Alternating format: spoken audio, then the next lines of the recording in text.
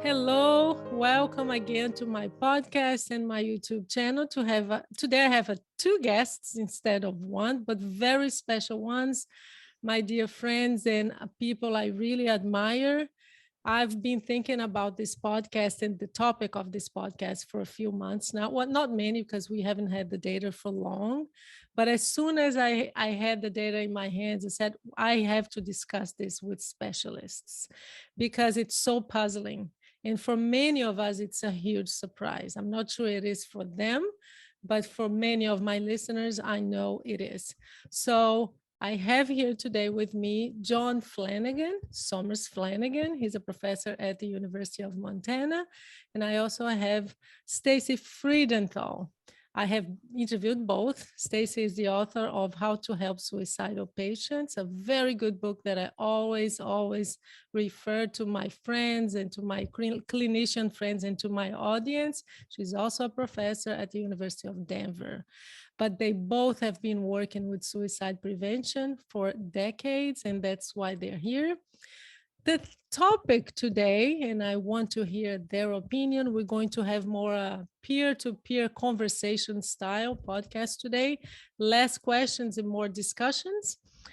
But the topic is the number of suicides in 2020, actually during the pandemic, because the numbers we have, they are from April, so right at the beginning of the pandemic, 2020, to April 2021. And here is the surprise, it actually declined. So after when I saw these numbers, I said, wow, there's so much to talk about here. So I want to start by asking them, let's just put those numbers. I'm going to dive into the numbers and give you some more details later on. But before we do that, I want to hear from both of you on a personal note. How was 2020 to both of you? Because I'm talking to clinicians and I know that so many of us forget that we're also human beings, right? And during the pandemic, I'm sure you saw some stories on the news how therapists were handling the pandemic because we were taking care of the people who were in crisis. But how about us we were going through the same thing? So that's what I want to hear from you first. Let's start with Stacey because I know John is a gentleman and he will say no. She goes first.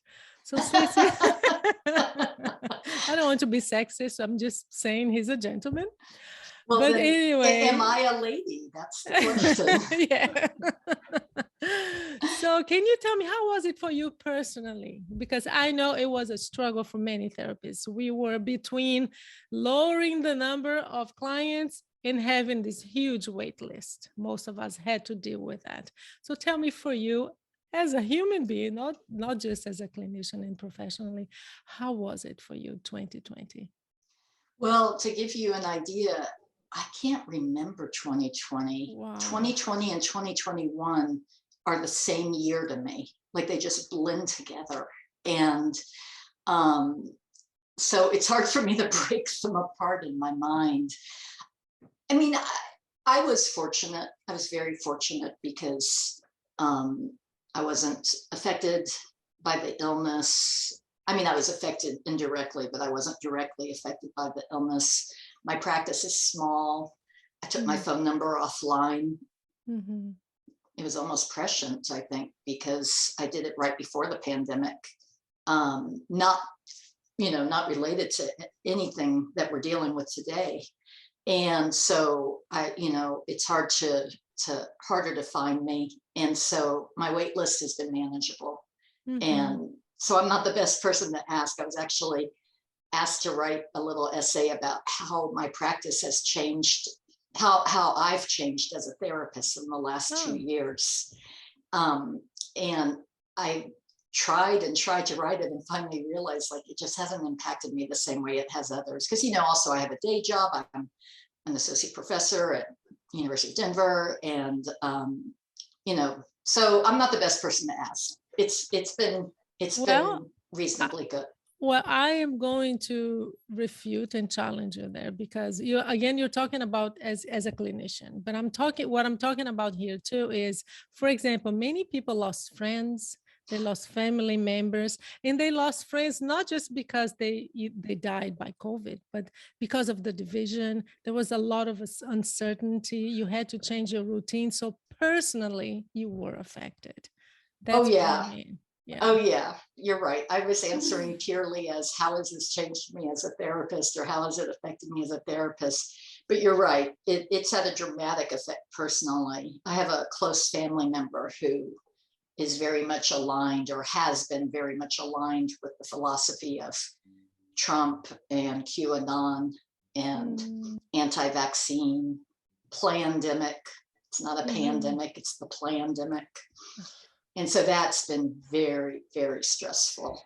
And then, of course, the illness itself, the pandemic itself, even though I've, mercifully not been directly affected, I worry.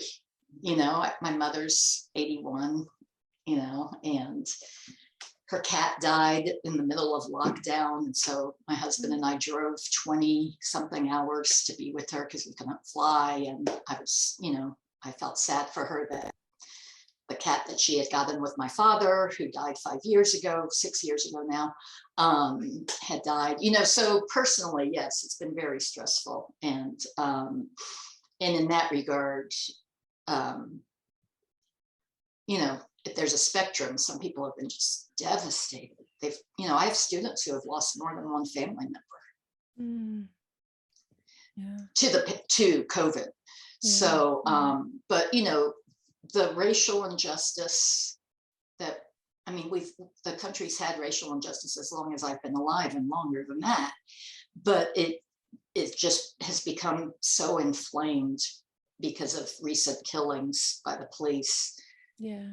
That's been very hard. We had one here in Aurora, just outside of Denver, that was just incomprehensible. The mass shootings, the politics, and the pandemic have all been stressful, and the economics, the financial situation, and the things like that.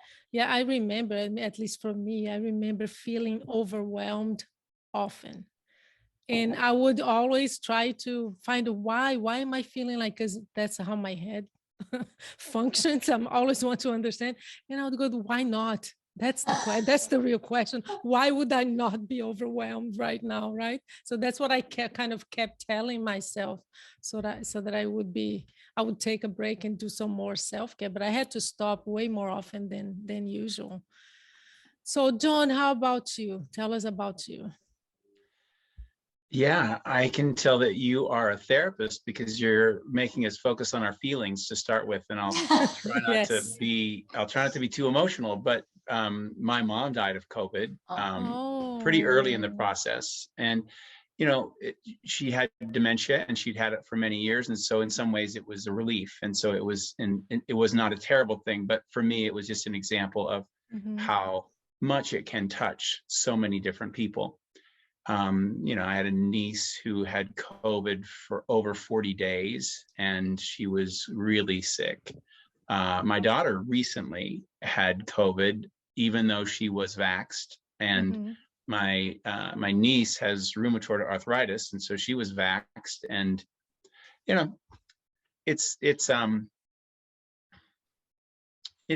a really challenging experience. I think all of us, and me included, much more social isolation, much less contact with other people.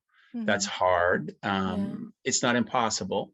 I think you said it really well when the question of, well, why am I feeling overwhelmed? Why am I feeling isolated? Why am I feeling bored? Why am I feeling emotionally distraught? The answer is, of course, there are lots of good reasons. And several of the reasons that Stacey mentioned, the racial injustice, and that being in the news, and the divisiveness in our country, and that being constantly in the news. Those things just, I think they wear and wear and wear. For me personally, I'm also only have a small private practice, and so doing a little mental health counseling really worked out fine. And I didn't feel too much disruption in that domain. my teaching was disrupted. As you know, I Yeah. had to change from To face-to-face to online. Yeah. online in the middle of the semester, spring semester of 2020. And I had some technology challenges, which forced me to use some of my happiness coping strategies like dancing Yes. more. Yeah. And so, yeah, how it's been hard.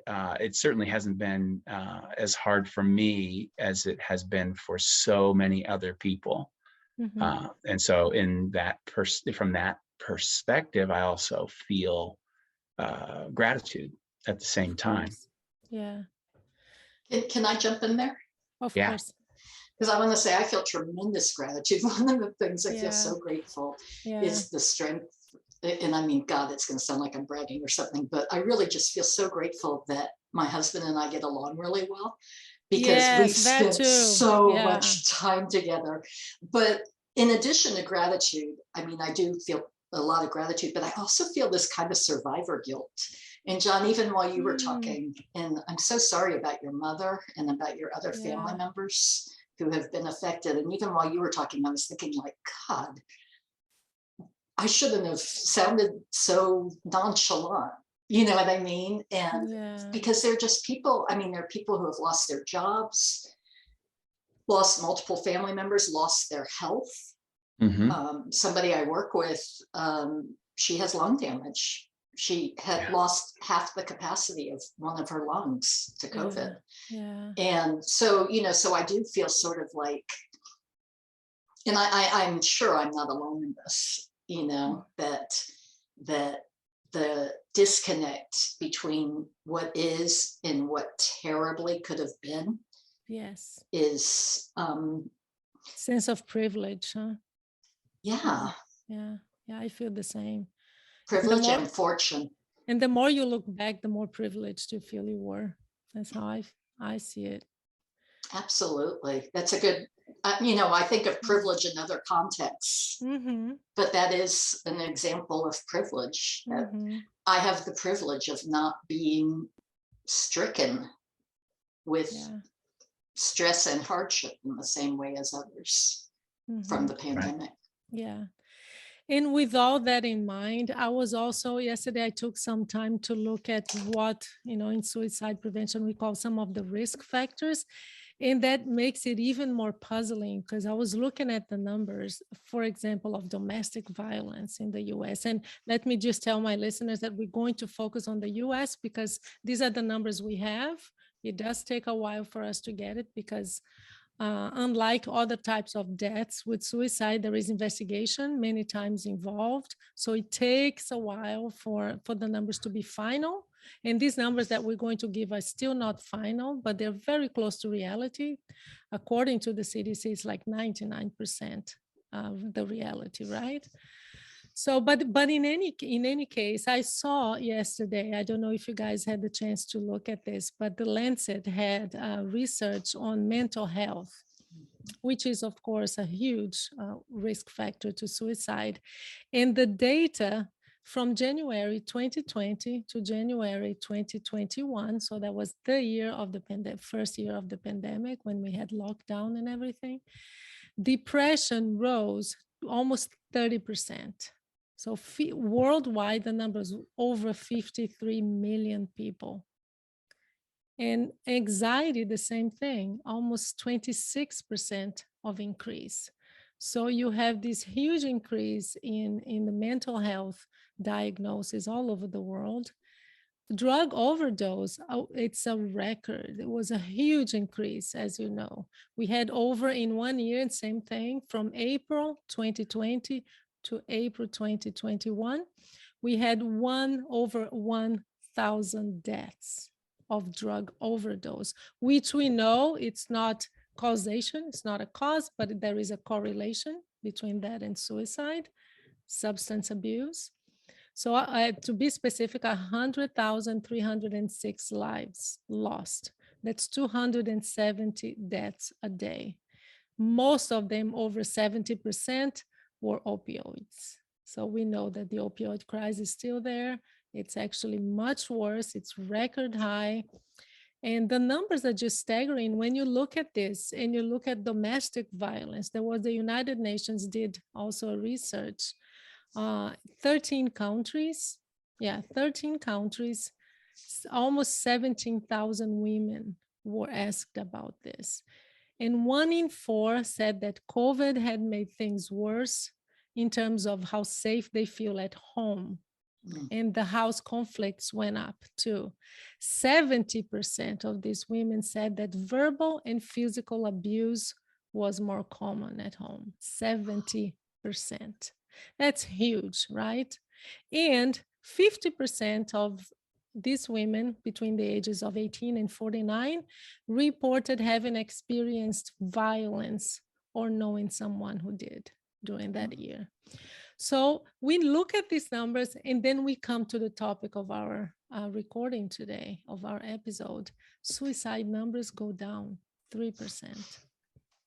So I have a lot of other much more data here, but I want to just get a fresh top of mind opinion from you guys. First of all, did it surprise you? And what comes to mind when you look at these numbers and you see that it decreased? And the most important, the one that's most staggering to me is that it decreased 14%, which is huge. It's significant in suicide in April. That was right during the lockdown. Lockdown started in March. So in April, we were either coming out of lockdown or in the middle of it. And that was the highest, that doesn't sound right, highest drop, but the steepest drop or whatever word, but the lowest rate was in April. So what do you make of that? Who wants to start now? I'm going to defer to John, but I do just want to jump in there first and say April is usually the month with the highest. With the highest, yeah. It actually reversed, right? Yeah, April is the cruelest month. Yes, you know, in suicide, and yes. So for April to have experienced that drop is just amazing. So John, you go first and I'll go after you. Please. Yeah, Paula. So such really interesting numbers, and I was not surprised. And the reason I'm not surprised is because I've just decided not to be surprised at anything that happens with humans. And, I am surprised, but I'm not surprised. It's like, well, yeah, of course, how could that be?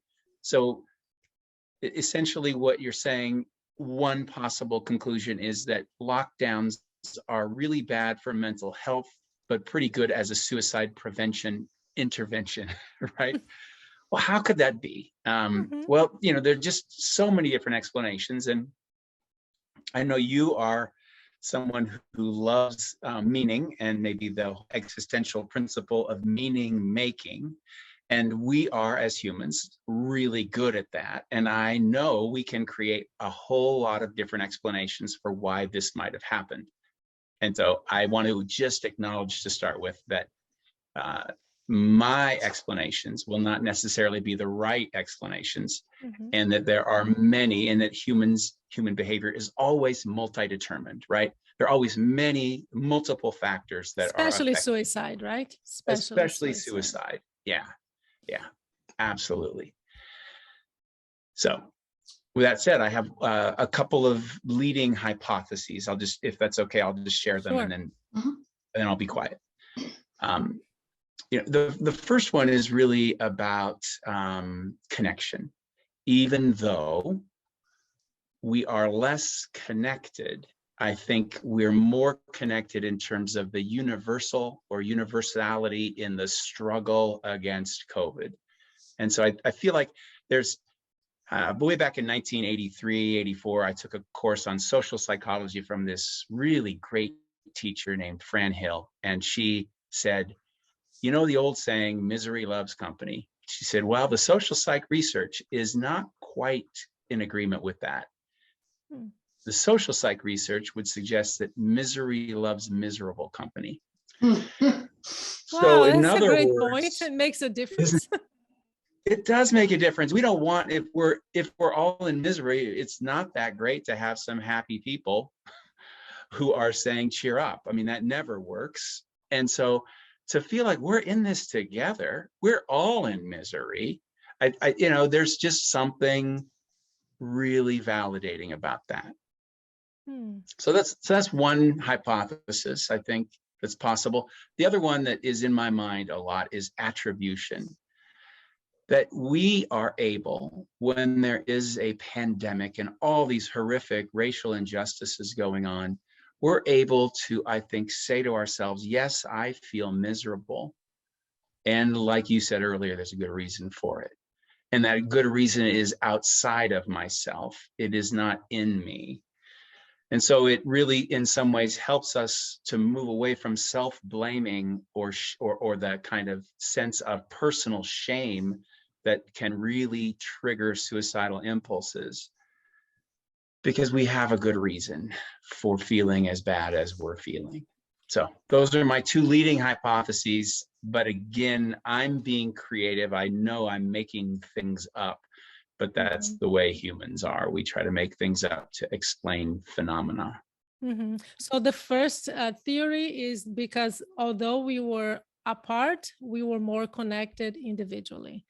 And the second one was that we actually had an answer, because we know that that's a huge anguish for those who are contemplating suicide, right? Sometimes to not have answers, or to not see an answer ahead, and then they look into suicide as the answer. So these are the two things you're talking about. Yeah. So connection might not have been the perfect word for me to use. It's really more universality in common misery. Okay. Yeah.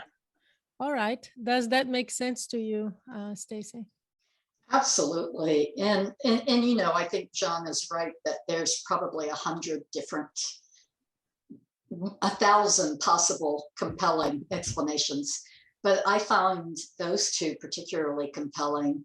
And then the person who was interviewed, you sent us a couple of articles to look at, and one was a podcast interview and the transcript was provided. And the researcher who had authored the report about the lower numbers of suicide, she had two hypotheses that I thought also were compelling. She said, I'm going to leave it to other people to figure out, but it could have been everybody was just in shock. And also that the stigma of reaching out for help maybe was lower. And that line, I was like, ding, ding, ding, telehealth. All of a sudden, people could get help from their living room. Mm-hmm. And I just yesterday spoke with somebody who grew up in Trinidad, and he said that the stigma of, and I realize we're talking about the US, but I just think that this would be applicable in many places. He said the stigma of getting help for mental health challenges is so strong in Trinidad that people will start waiting at the mental health center at 5 a.m. so that they can get in and get out, and nobody that sees them there during the day. Wow. And so now you've got, and we had telehealth before, but it wasn't nearly as common and accessible as the pandemic made it to be. And so to me, that's also, I mean, all of it is compelling. You know, people can get help from their home. People aren't alone as much if they live with people. So logistically, it's harder. You know, I mean, one of the things we do when somebody has suicidal thoughts is we have somebody watch them. Mm-hmm. You know, so logistically, it's harder. There's an external source, as y'all have said, and we know that suicide rates have gone down in times of war and terrorism and other external sources. You know, there's just so many different things. And I'm sorry, I'm going to be a bit of a downer here. And I don't think we have reason to celebrate. And I'm really sorry to say that. I'm grateful that the numbers have gone down as they have, but overdoses went up almost 30,000 in a year. So we went down in suicides by, I think, a couple thousand. It was it 3% from 2019 to 2020, and then 2% from 2018 to 2019, I think is what it was. So in those 2 years, suicides went down just over 2,000, if I'm remembering correctly. Yeah. And meanwhile, overdoses went up by more than 30,000. These are two very good points. I actually wrote this down because one of my theories is related to overdose, right? But also you were giving numbers. So I'm just going to give some numbers to the audience so they're kind of caught up with the numbers. It's important to say that 2019, we had a decrease in suicide numbers too. That was the first one in 20 years, right? But when you look from 1999 to 2018, the suicide rate increased 35%. So we had this increase 35%, and then we had a decrease in 2019 and a decrease now in 2020, right? But you're talking about overdose, and here's my question, and I would love to hear both of you on this. When we see over 100,000 people dying of overdose, how many of those do we ever or will we ever know were suicides? But they're in another statistical table. Because we know that they do investigation, and that's why there is a lag of at least 6 months in the number of suicides, because CDC has to wait for the investigation, toxicology, the amount of drugs in your system. They do an investigation, but still there are some that you never know how many of those are suicides, but they're not counted as such. Okay, if I go, John? Yes. So I just think that's such an excellent question, and I don't know why we're not talking about it more. I don't mean you and me, but in the field. I don't know why we're not talking about it more, because I've seen some research that says anywhere from 10 to 30% of suicides are misclassified as accidental overdoses. So even if we looked at 10% at the low end, that would be 3,000 of those 30,000, of that increase was suicide. And that's more than the decrease we've had. The other thing is intent is unknowable in many cases. I was really rather shocked. And I'm sorry if she happens to listen to this podcast and hears this as a critique of her, but I was really shocked that the scientists who authored that report said that toxicology reports are done to determine intent, because toxicology reports tell us nothing about intent. Nothing about intent, yeah. And I did an article years ago. It was, I can't remember the title, but it was just about the unknowability of intent, that even people who attempt suicide will tell you afterwards they don't know what their true intent was. Like even the person who did it isn't always aware of their intentions. So then to have a third party come in after the fact and determine this was an accident versus this was intentional, there has to be error in that. Yeah. John? Yeah, I think what I'm hearing from both of you is that there's lots of imprecision in our tracking, our ability to accurately track the number of suicide deaths per year in the US or in the world. And so it's really difficult. The other thing that comes to mind for me is just the big picture, the big pattern. And I think, Paula, you mentioned that for like 18, 19 straight years, suicide rates went nothing but up, right? And then we have a small dip. And that's just not unusual in the big picture. Their suicide rates fluctuate. We know that it fluctuates, went up for 18 straight years, and then we have a small decline. I'm not sure that it's related to, I'm not certain it's related to anything. And like you're all saying, maybe there's imprecision in the measuring of it. And Stacey, as you're saying, we don't have anything to celebrate. There are still lots of deaths. Some of the 400,000 people during that time period who died by COVID could have died by COVID instead of suicide, right? Because it was disproportionately affecting older people and older males. And we know older males have high suicide rates, older white males in particular. And so that's just statistically another thing that you would need to adjust for to feel like we had a real dip that was caused by something in particular. So I think we have a lot of questions. We don't have very many answers. We don't have anything to celebrate about, because obviously people are still in a huge amount of distress, anxiety, depression, drug abuse. There's still huge amounts of work to do. Yes, yes. And I do have I want to talk about the future at the end. I mean, some your insights on that. But it's great that you mentioned that, because actually the drop we're talking about, it decreased, it dropped, but here's the real number is it was 3%. It's almost within the margin of error when you talk statistically, right? Statistically, depending on how many, that's methodology. I'm not getting into that. It can be 1-2% is within the margin, but that's a little bit outside the margin of error. So it's a good point. And also when we think about the overdose numbers, that affects hugely female, because we know that that's the main method of use, right? So there's so much, as you said, John, you're absolutely right. There's so much to talk about and to speculate, but that's all it is. It's speculation. That's what we're doing here. But we're doing with a panel of experts, people who know what they're talking about. The other thing that I was thinking about in terms of risk factors that may have affected the numbers was the financial help from the government, because that's a huge risk factor, right? Yeah. So I'm sure that affected. I'm sorry. Go ahead. I had the same thought. April was when the financial relief started. So it buffered it, right? And in the spring, they banned evictions.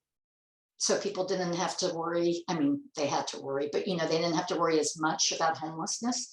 Unemployment went up to like $600 wasn't it $600 a week? That's more than many people had before.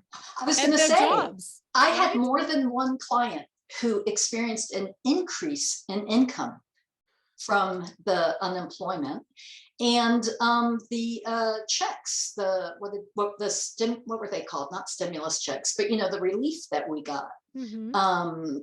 Not everybody got it, but people who most needed it got a small amount of relief, but still. So, and when did those come out? When did those checks arrive? I can't remember. I'm going to look it up. Okay. Yeah. While you're looking it up, no problem. I want to bring up something. I think it was Stacey that mentioned that we had, no, I think it was John. Well, it was a mix of the two of you, but we were talking about more access to mental health services. And when I say that, I'm not talking about therapy, but I'm talking about, I remember that at the time, I'm very much attuned to numbers. I'm always following numbers. That's the journalist in me, fact check. But I remember that one of the statistics that startled me the most was the rise in hotline calls.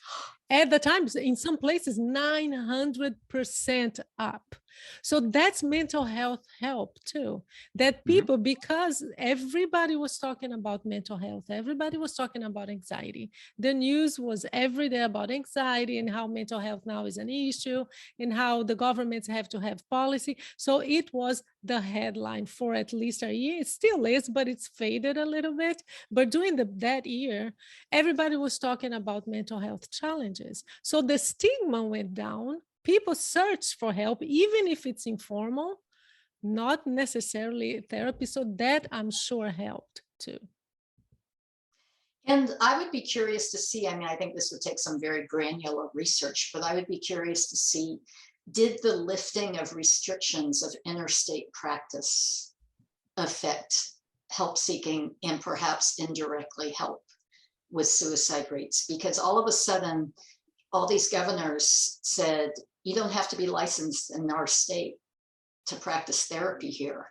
And it just opened up all these services for people who otherwise didn't have as much of a selection. Yeah, and on a personal note too, I read this somewhere, but personally, for some people and kids, think about teenagers and bullies, for example. All of a sudden, there was the stress of being away from the friends, not being able to see, but they were also away from the bullies, right? People who worked in toxic environments, and we know that's quite often, they didn't have to see those colleagues anymore. So that takes the stress down, brings it down a little bit too. So these are more individual. We're not talking universally here, but I'm sure that affected too.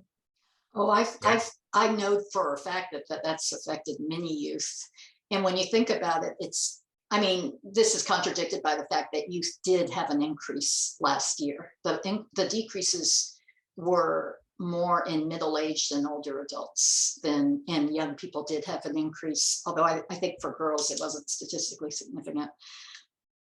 Having said that, though, the people who were helped most by not going to school were the ones who, in many cases, are the most vulnerable. The ones who are bullied, the ones who weren't performing well, the ones who were isolated. And so that may be a factor too. Yeah. So did you find it? Did you find it? Okay. First round, April 2020. See, that's the sharpest decrease, 14%, right? Yeah. And I'm pretty sure that's when the unemployment increase, and not only increase, but eligibility. You know, so many people were eligible who otherwise, you know, otherwise wouldn't have been eligible. And I also want to bring up something else, which is student loan payments were halted. They were paused. Right.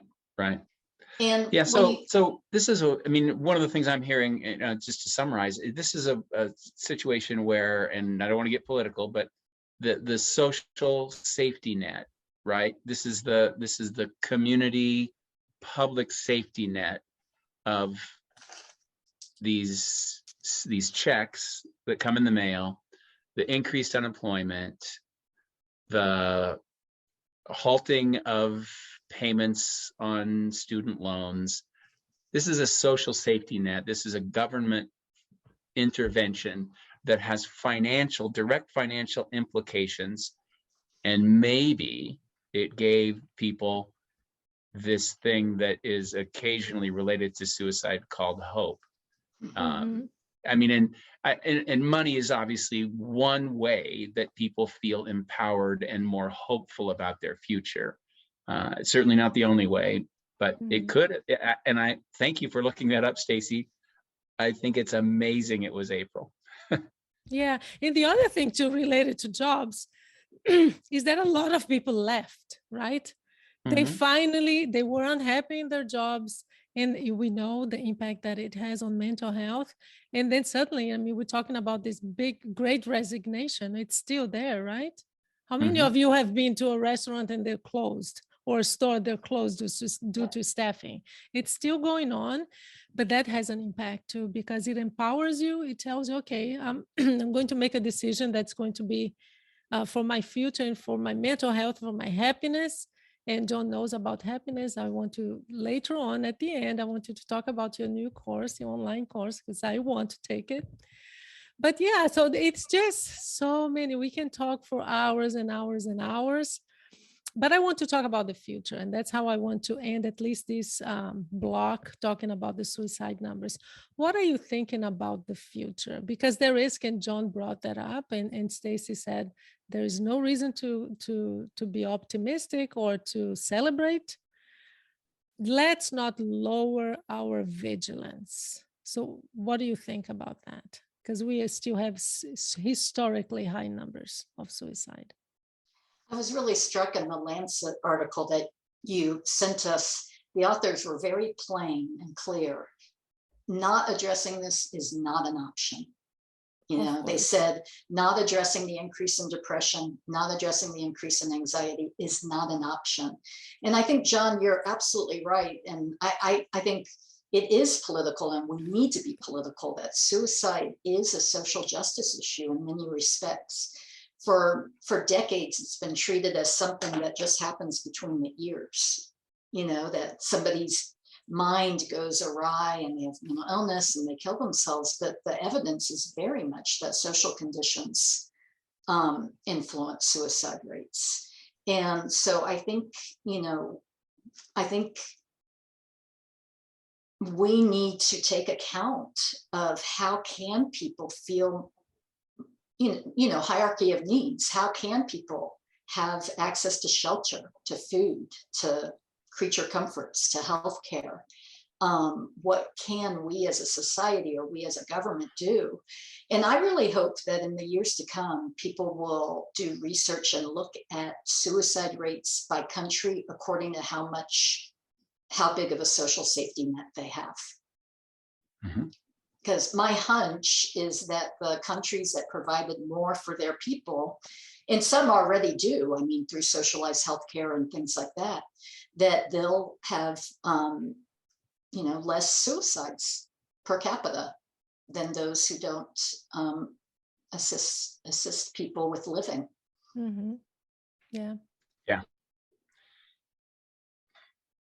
Yeah. I think one of the so just a problem with the future is, as much as I think it would be great to offer more individual telemental health services and crisis services and those things, obviously drug treatment and interventions, all those things, I think we need to offer more of those. I think we have a workforce problem. Yes. I'm not sure we have enough people to do that. And so I think it would be great if for the future there was also a kind of a government investment in creating a more diverse and broader based workforce for mental health interventions. I just think that would be a good thing. The other future thing is related to the happiness class that I'm teaching, Paula, and that is I think we need more of those universal or selected kind of interventions where we can address and help people improve their self-care, their coping skills, their mental health through a variety of different mechanisms. One piece of data from my happiness class that was replicated for the first 2 years, I'm now teaching it for the third year, but in both of the first 2 years, there were significant reductions in depression, sometimes really substantial, using a very legitimate measure, in about 20% of the people in the class. And so overall, the stats were, this may be significant, but it's maybe not. It's very much kind of on the close to significance, right? But if you look at 20% of the people in the class, they had really big reductions in their depressive symptoms. So it meant something to them. It did have an important effect on those 20%. And so if I can get a class of 50 people and 10 of those 50 came in with high depression scores and they're substantially lowered, I feel like that's a really valuable mental health intervention, even though I've got 50 people in the class, right? So I think some broader based, larger group educational and therapeutic experiences.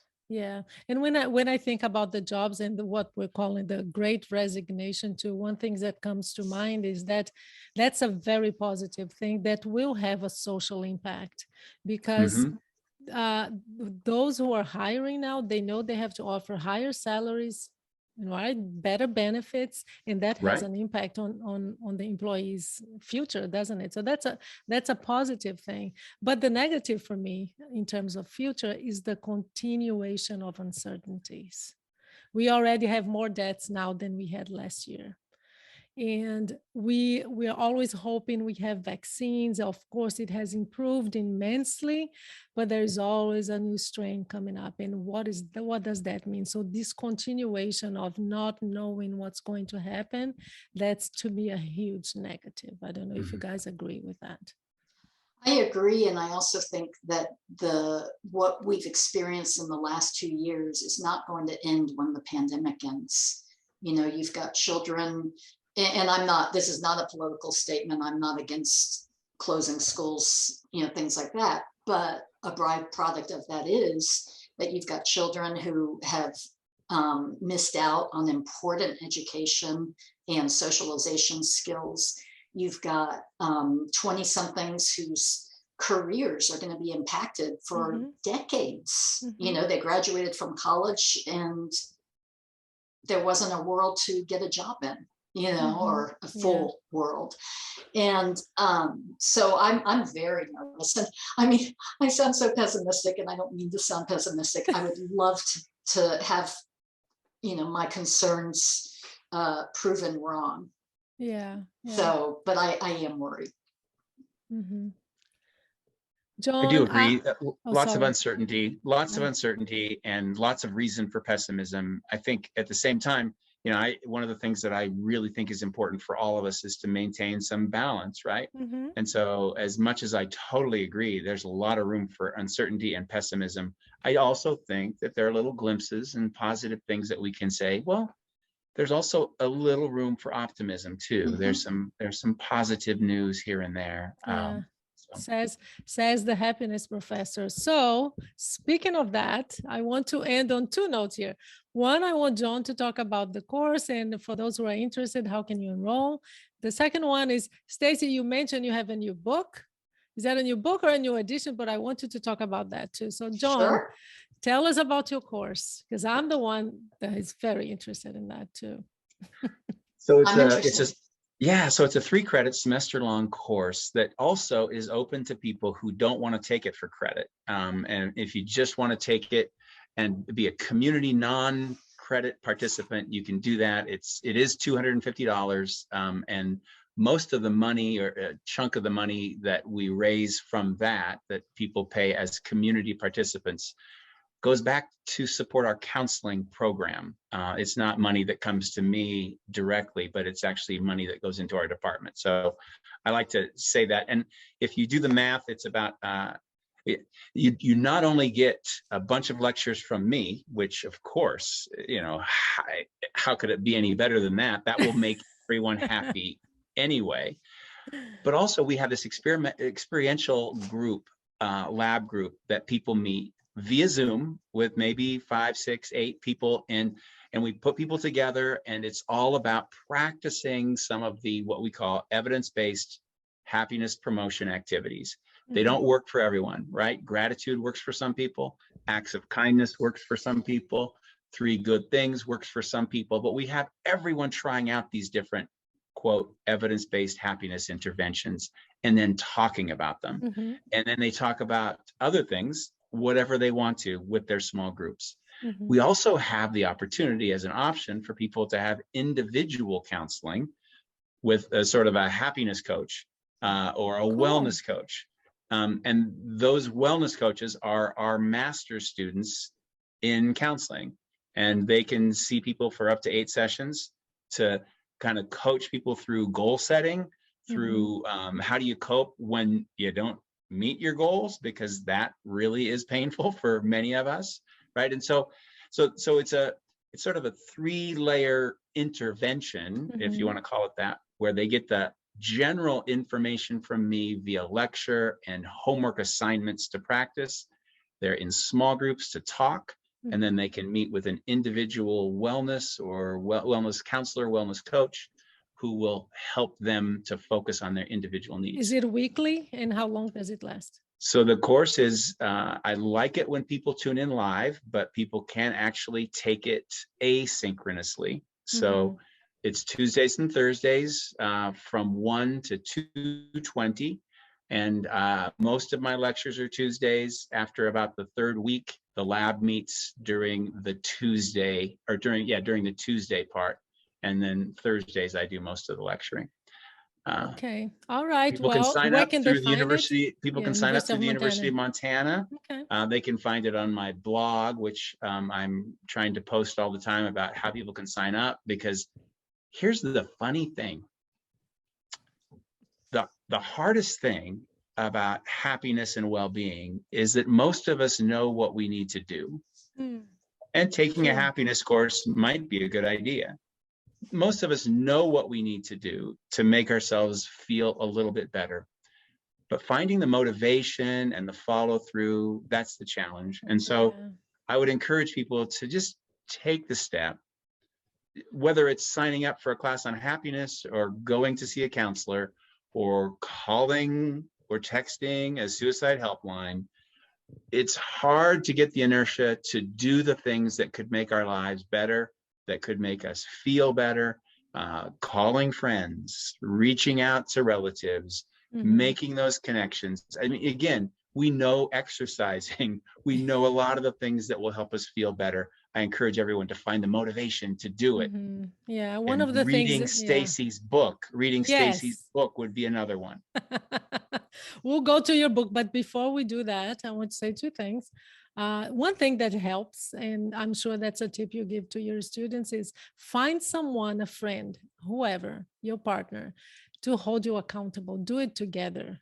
Right? It's like exercise. When you have a Tuesday and Wednesday with a friend that comes to your door, knocks, and let's go walk, you walk.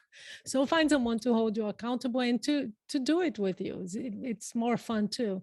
The other thing that a tip that I have for my listeners is, if you don't know John and his style, go to YouTube, just type his name, John Sommers-Flanagan, and do dancing video. That's the best way to get to know John. That's how I got to know him. So, wow. No, actually, I took a class with him. But anyway, when I saw that video, I said, oh my, that's my kind of teacher. I want him. So I just, one other video that I want to just promote is that our faculty a number of years ago did a version of The Office. What? And so, I want to watch that. I didn't see that so one. if you look up counselor education, University of Montana, The Office, we did a spoof on The Office, and I'll let you all just guess which character I got to play. Oh.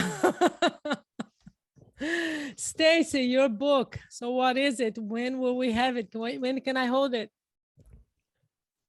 Good questions. So my first book was Helping the Suicidal Person, Tips and Techniques for Professionals. And this book is for lay people. And the working title, I don't know if this will stick, but the working title is Loving Someone with Suicidal Thoughts, a practical guide for family and friends on what to say and what to do. Okay. And very long title. I had to take like 3 different breaths. And I'm excited about it. I turned in the draft on Monday, so I'm excited and. Well, let me know. Let me know when it's published, and I'll add the note. And I'll add the link to my notes. Okay. John, Stacey. Could I just say John? One thing about Stacey's first book? Yes. I just want to say that I have some books myself. I read books. I know a good book. Stacey's first book is so eloquent and such good judgment and compassion about how to actually work with people who are suicidal. And so I just want to say that it's just a fantastic resource. And although it's for professionals, I every time I talk about your book, I say, I know it's in the title, but it's not just for professionals. Anyone can benefit from her book. So if you know someone who is suicidal, get the book, and I'll have the link on my notes. John and Stacey, this has been wonderful. I'm so glad you said yes, and you're here and you shared your knowledge with us. Thank you so much for being here. Thank you for having us, Paul. Thank you.